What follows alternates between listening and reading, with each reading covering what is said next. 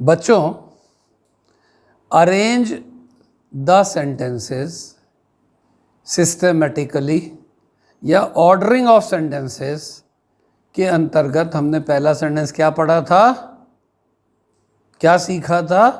The car runs on the road. इसमें verb क्या है? रन्स। सेकेंड सेंटेंस हमने लिया था, Aastha goes to school every day. इसमें वर्ब क्या है? गोज। तीसरा सेंटेंस हमने लिया था, what is the time by your watch. ये सेंटेंस इंटरोगेटिव है। इसमें सब्जेक्ट से पहले क्या आया है? इज क्या है? वर्ब। अगला सेंटेंस हमने लिया था,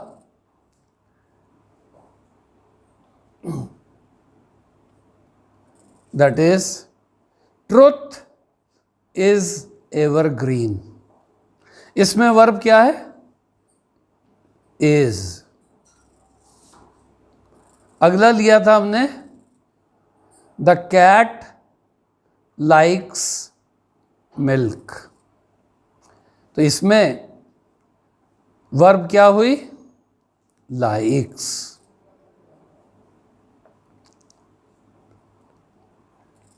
असीम हैज अ न्यू बैट। इसमें वर्ब क्या है? हैज। तो is, are, am, was, were, has, have क्या यहां पर आ रही हैं? इन्हें क्या बोलते हैं? Linking verbs.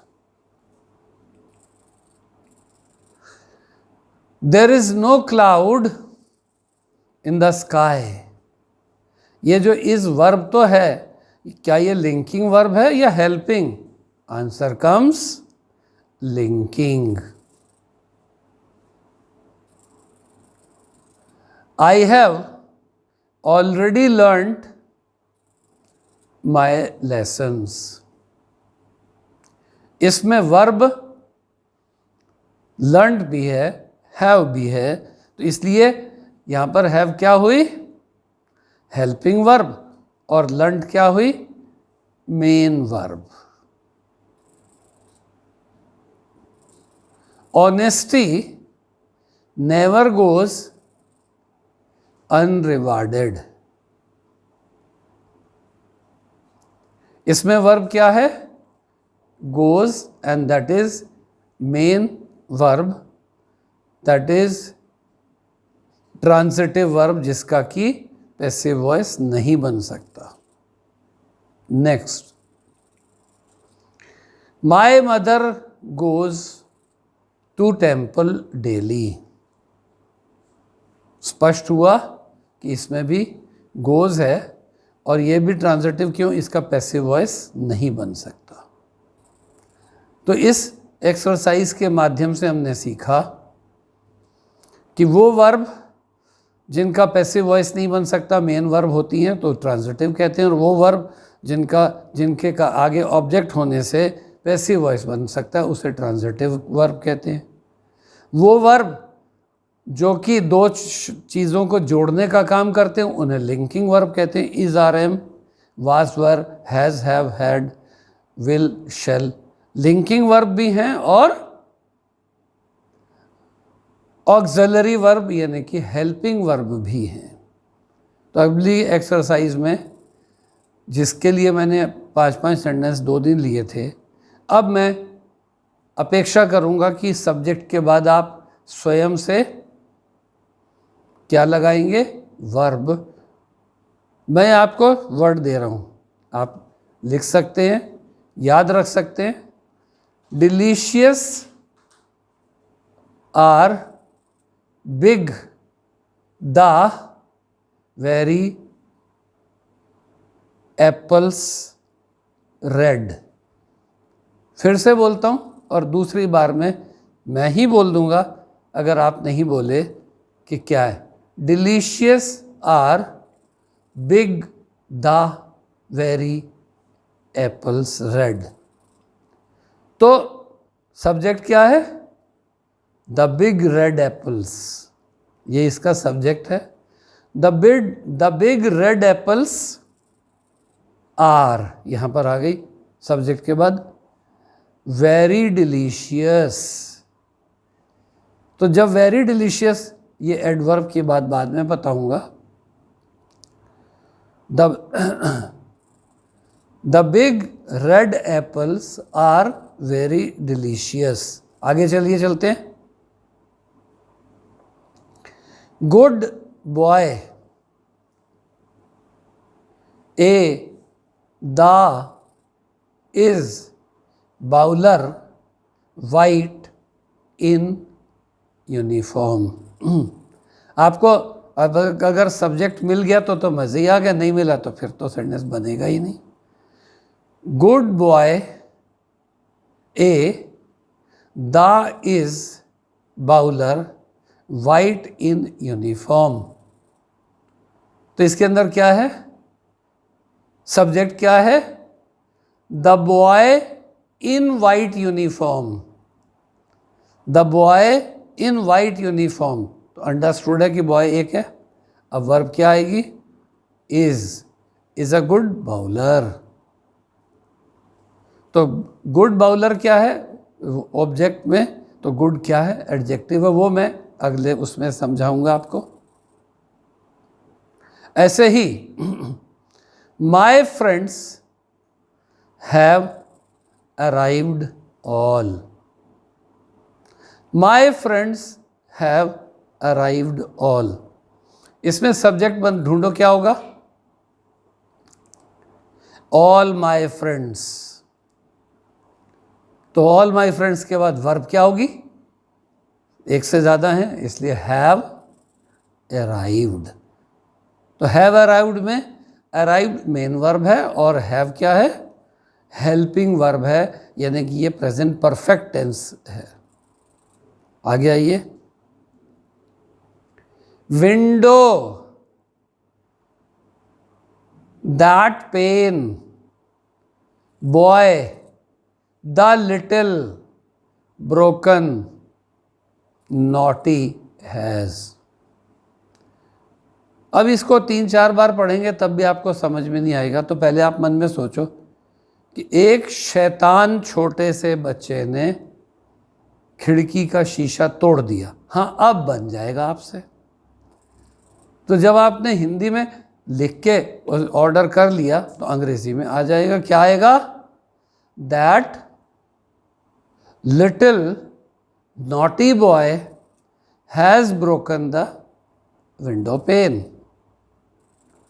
तो कल और परसों या जो प्रीवियस 2 एपिसोड्स थे उसमें हमने जो बात की थी वो मैं बहुत धीरे धीरे आपको समझा रहा था, और अब मुझे मालूम है कि अब तो आप बोर होंगे, मैं उसी स्पीड से चलूँगा। तो इसलिए मैं आपको पहले टूटा हुआ, फूटा हुआ, लंगड़ा, आड़ा, तिरछा सेंटेंस देता हूँ और फिर कहता हूँ पहले सब्जेक्ट ढूंढ लो, फिर वर्ब लगा दो, फिर बचा हुआ भाग बना दो। जैसे it can do, you, I, neither, nor. It can do, you, I, neither, nor. Hindi में तो समझ में आ जाएगा, इस कार्य को न मैं कर सकता हूं और न तुम। और अंग्रेजी में 231 का फार्मूला लगता होता है, यानी कि सेकंड फॉर्म, थर्ड फॉर्म और फर्स्ट फॉर्म। तो इसका मतलब क्या हो? Neither you nor I can do it. Neither you nor I can do it. ये मैं नहीं बना रहा हूं, आपके मन में भी चल रहा होगा, यस यही तो होता। अगला सेंटेंस देखिए। Well, never, fit, garments, borrowed. ये ऑर्डरिंग सेंटेंस है ना, अरेंजमेंट ऑफ वर्ड्स है ना, तो फिर से क्या मैंने बोला, well never fit garments borrowed. तो उधार में मांगे गए कपड़े किसी को फिट आते हैं? नहीं ना। तो सब्जेक्ट क्या है? Borrowed garments never fit well. एकदम आप खुश हो गए, हाँ यार यही तो होता, और मैंने भी तो यही करा था। Be happy, purpose of learning is to make you happy. Are good you of all, क्या आप सभी में सभी अच्छे हैं? तो क्या होगा? आप सभी अच्छे हैं, तो इसकी अंग्रेजी क्या होगी? All of you. तो यू के बाद क्या वर्ब आती है? Are. All of you are good. बहुत सारी आ सकती थी, लेकिन यहाँ पर क्योंकि आर है तो हमने आर ले लिया। Exactly in the same way मैं 18th सेंटेंस पर आ जा रहा हूँ, आज की दृष्टि से 8th सेंटेंस पर। Examination pass the could he brother his neither nor. ना तो वह और ना उसका भाई ही परीक्षा उत्तीर्ण कर सका। तो अभी मैंने बताया था 2, 3, 1, तो अब यहाँ पर पहले 3 ले लेते हैं। 3 क्या है? Neither he nor his brother could pass the examination. Next ले लेते हैं 9th sentence of today, 19th of the 3rd day. Boys are good his friends all. उसके सारे दोस्त अच्छे हैं, हमें सीधा सीधा कहना आ रहा है ना, तो क्या होगा? All his friends are good boys. चलिए आज का arrange the sentences ordering the words का लास्ट सेंटेंस आज के एंगल से लेते हैं।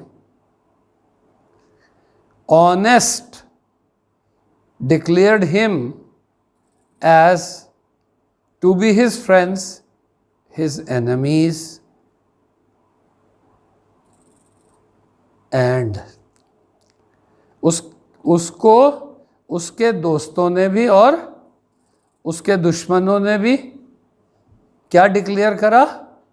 कि वह ईमानदार है। तो पहले कौन आएंगे? his friends। फिर कौन आएगा? And his enemies. फिर क्या आएगी? Verb declared. फिर क्या आएगा? Object him as to be honest. तो दिस वे बच्चों, इस कंप्लीट एक्सरसाइज के माध्यम से आज आपका जो रिवीजन हुआ वो निश्चित रूप से आपको बता रहा होगा कि आप कहाँ तक पहुँच गए। अब आते हैं इसी चीज़ को आगे सीखने के लिए जो हमने कल की थी, और वो था जो सीख रहे हैं verb in grammar through practice. उसमें भी हमने पहले 10 सेंटेंसेस आराम से सीखे। क्यों? ताकि पता चल जाए कहाँ पर रिक्वेस्ट लगता है, कहाँ पर रियलाइज़ लगता है, कहाँ पर होप लगता है, कहाँ पर फियर लगता है। ऐसे ही धक्का-पेल करते चले जाएं, ऐसा नहीं। आज उसको आगे बढ़ते हैं। तो आज भी इसमें भी सीधे 10 सेंटेंस लूँगा। We will never desert you until we will die. We will never desert you until we die. तो हमने कंडीशनल सेंटेंसेस में सीखा था, वो जानते हैं कि यदि यदि कोई सेंटेंस कंडीशनल है तो उसका पहला सेंटेंस प्रेजेंट इंडेफिनिट में होगा, दूसरा होगा फ्यूचर में। तो इसका मतलब क्या हो गया, वी शैल, वी के साथ वो नहीं आता ना will, we shall never desert you until we die. तो वी डाई में उधर हमने ऊपर नहीं तो क्या लिया था, वी विल डाई। शैल और विल दोनों यूज़ किए थे। जैसा कि मैंने आपको कहा है कि अगर सेंटेंस कंडीशनल है तो उसका जो सबऑर्डिनेट क्लॉज है वो प्रेजेंट इंडेफिनिट टेंस में होता है। दूसरे सेंटेंस से देखिए,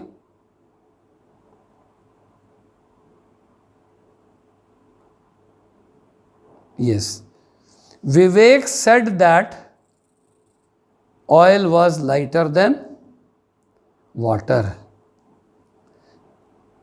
पानी से ऑयल क्या होता है, लाइटर होता है।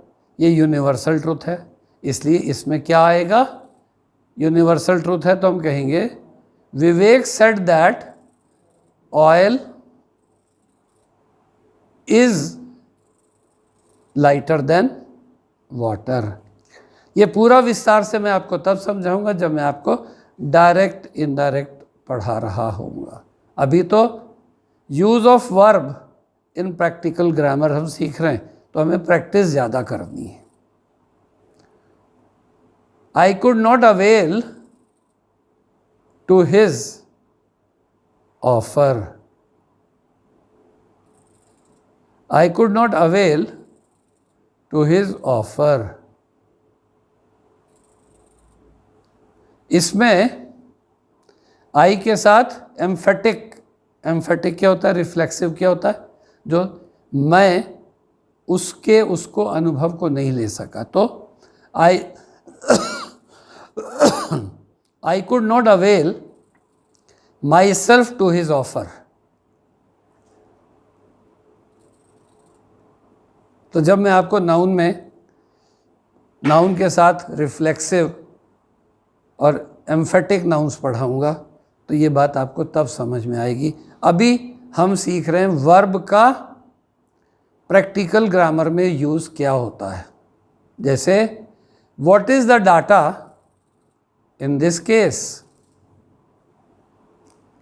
डाटा सिंगुलर वर्ड है, लेकिन डाटा एक क्या है, सब चीज़ों की काउंटिंग है, तो इसलिए आएगा what are the data in this case. Then comes you will succeed if you will try। अभी जैसे पहले ऊपर था डेजर्ट वाले में, इसमें भी 2 बार आ गया will, नहीं, you can succeed if you shall try। Next thing we come, Vivek as well as you are being blamed।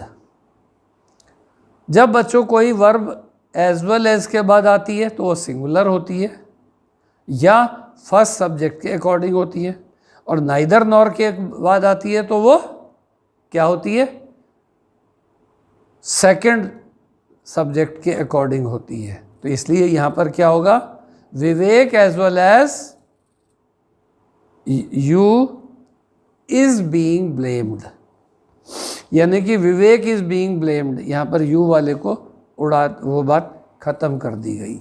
ऐसे ही either you or he have taken my money.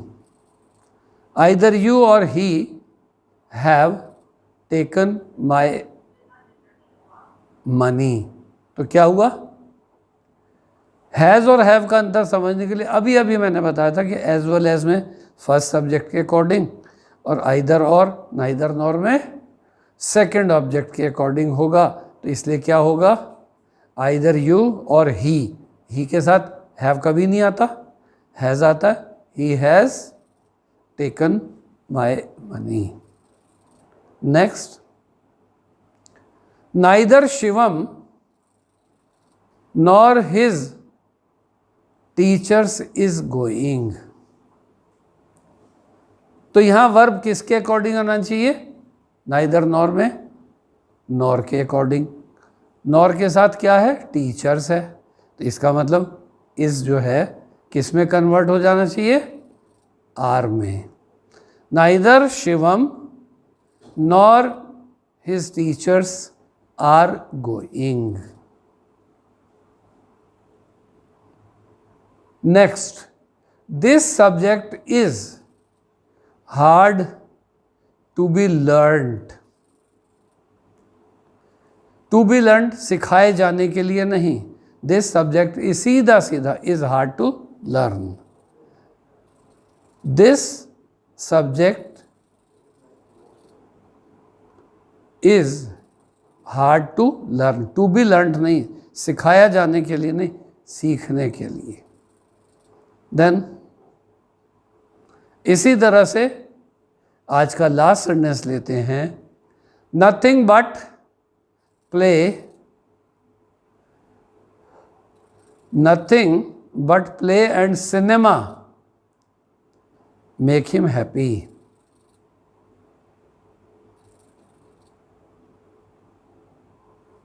तो सिनेमा भी सिंगुलर है और प्ले भी singular है, तो हम make क्यों लगा रहे हैं? ये दो के लिए थोड़ी है, एक के लिए है। तो अल्टीमेटली क्या होगा? Nothing but play and cinema makes him happy. तो बच्चों, हमने 20 सेंटेंसेस में 25 वर्ब्स सीखी प्रैक्टिकल इंग्लिश ग्रामर में, अर्थात जो हमेशा बोलने के काम आती रहती हैं, जिनकी बोलने में अत्यंत आवश्यकता होती है। और इस तरह से आप गलत सलत बोलना शुरू करिए। जैसे बचपन में आप दूध को बुब्बू बोलते थे, किसी ने रटाया नहीं, अपने आप से सीखना आ गया। ऐसे ही जब आप अंग्रेज़ी को उसकी जितनी टांग तोड़ सकेंगे, उतनी जल्दी आपको टॉयज़ को जैसे जोड़ना जाता है ऐसे आ जाएगा। इसलिए यहाँ पर इसको यहाँ पर विराम देते हुए एक बार कल फिर से एक्सप्लेन करते हुए या नेक्स्ट एपिसोड में एक्सप्लेन करते हुए कि वर्ब क्या है, वर्ब के कितने रूप हो सकते हैं, वर्ब कहाँ कहाँ यूज़ होती है, वर्ब के 5 फॉर्म्स क्या हैं। जब आप सीखेंगे तो आपको अच्छा लगेगा कि वर्ब एक है, उसके मीनिंग अनेक हैं, किसके साथ कौन सा वर्ड यूज़ किया जाना चाहिए, वो आपको जब समझ में आने का इंटरेस्ट डेवलप हो जाएगा, तब वो सब कुछ बढ़िया हो जाएगा। और वो तब संभव होगा जब आप स्टोरी बुक्स पढ़ें, जब आप नॉवेल्स पढ़ें, जब आप इंग्लिश पिक्चर्स देखें। न्यूज़पेपर और कंपटीशन के मैगज़ीन से वो काम बनता नहीं है। For this today I thank you for listening me very sincerely. Thank you.